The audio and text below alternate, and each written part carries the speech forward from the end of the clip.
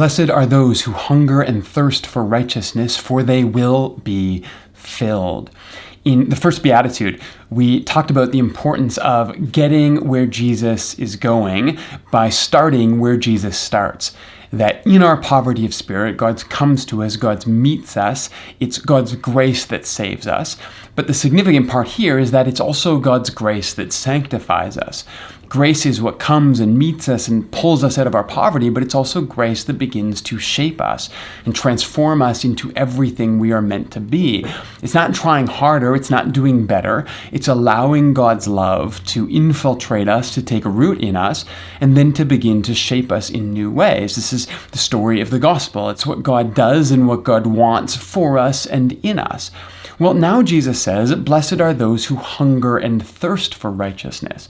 Not those who have found righteousness, not those who have mastered righteousness, but those who hunger for it. They thirst for it. They have gotten a glimpse of God's goodness. They have a taste of what it means to understand God in the world, and now they want more of it.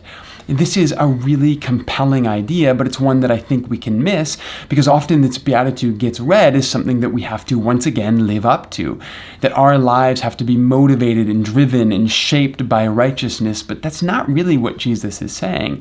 What he's saying here is that once grace gets into us, grace begins to shape us, and we want more and more of it.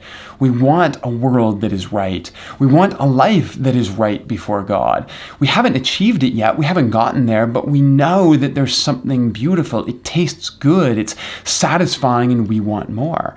So when you notice the world around you, that it's not what it could be, but you see how it could be more beautiful, more generous, more kind, when you look at yourself and you recognize how you could be more of the person that you're becoming, that desire in and of itself, that is a blessing because it's an imagination of the world. It's an imagination of your story that is in line with God's dream for you.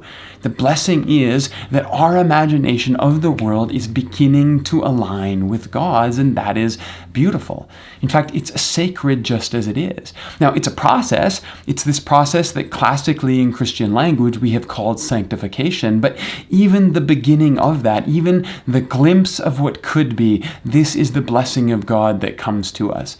Once we were mired in an imagination of the world that was so closed off and closed down, it was so small that we could barely even begin to hope for a world that was better.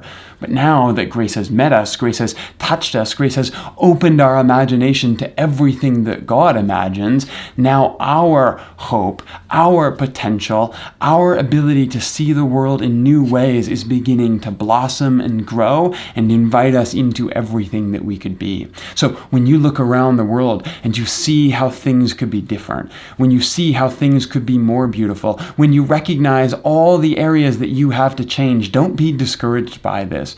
Recognize that this is the blessing of God beginning to open your imagination to everything that's possible.